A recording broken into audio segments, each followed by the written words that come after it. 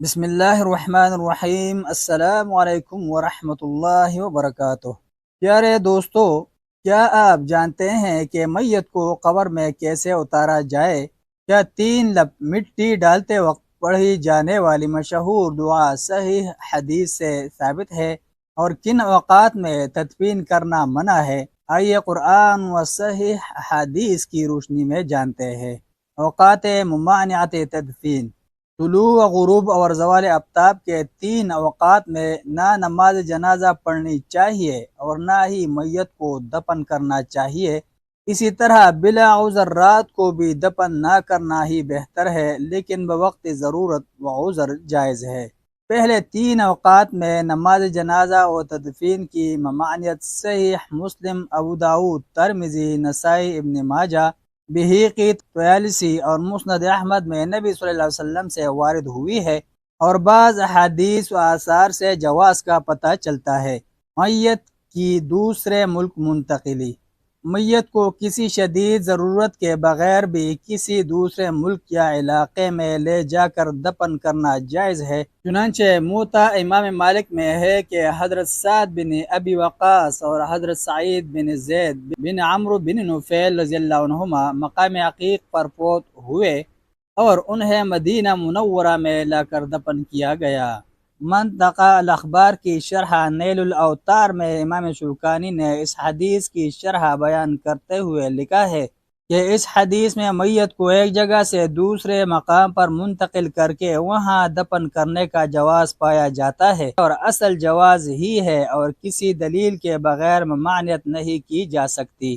تاہم بعض اہل علم نے کسی شدید ضرورت کے بغیر میت کو دوسرے ملک یا علاقے میں لے جا کر دفن کرنے کو مکروہ قرار دیا ہے۔ لحد یا شق: قبر میں لحد اور شق دونوں ثابت اور جائز ہے، لیکن لحد افضل ہے کیونکہ نبی صلی اللہ علیہ وسلم کی لحد ہی بنائی گئی تھی، اور یہ تب ہے جب زمین سخت ہو، اور زمین کے نرم ہونے کی شکل میں شق احوط و بہتر ہے۔ بیوی کی تدفین میں شوہر کی شرکت: تدفین کے وقت شوہر کے لیے جائز ہے کہ وہ بیوی کو لحد و شق قبر میں اتارے، جیسا کہ غسل میت کے ضمن میں مذکور حدیث ہے کہ نبی صلی اللہ علیہ وسلم نے حضرت عائشہ رضی اللہ عنہا سے فرمایا تھا، میں تجھے دفن کرتا۔ البتہ اس سلسلہ میں ایک شرط آئی ہے کہ اس رات اس کے شوہر نے اپنی کسی بیوی سے جماع نہ کیا ہو۔ اگر ایسا ہے تو پھر کوئی دوسرا آدمی قبر میں اتارنے کی ذمہ داری نبھائے، چاہے وہ اجنبی ہی کیوں نہ ہو، کیونکہ نبی صلی اللہ علیہ وسلم کی ایک لخت جگر کو اسی بنا پر حضرت ابو طلحہ رضی اللہ عنہ نے قبر میں اتارا تھا۔ میت کو قبر میں اتارنا: میت کو قبر کی پائنتی سے قبر میں اتارا جائے، جیسا کہ ابو داؤد، مسند احمد، بہقی اور مصنف ابن ابی شیبہ میں مذکور حدیث سے پتہ چلتا ہے۔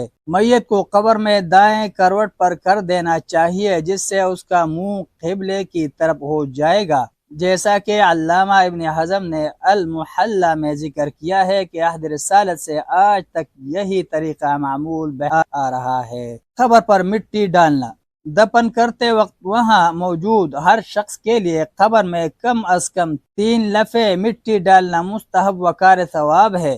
نبی صلی اللہ علیہ وسلم نے قبر کے سراہنے والی جانب سے 3 لفے مٹی ڈالی تھی، جیسا کہ ابن ماجہ میں وارد ہوا ہے۔ بعض فقہا سے تسامح ہوا ہے اور انہوں نے یہ لکھ مارا ہے کہ پہلی لب ڈالتے وقت کہیں منہا خلقناکم، دوسری لب ڈالتے وقت کہیں وفیہا نعیدکم، اور تیسری لب ڈالتے وقت کہے ومنہا نخرجکم تارۃ اخری۔ یہ بات کسی صحیح حدیث سے ثابت نہیں، اور ایک روایت جو کہ مسند احمد کی ہے وہ سخت ضعیف اور ناقابل حجت ہے۔ ملتے ہیں ایک نئی ویڈیو کے ساتھ۔ جزاکم اللہ خیرہ۔ السلام علیکم ورحمۃ اللہ وبرکاتہ۔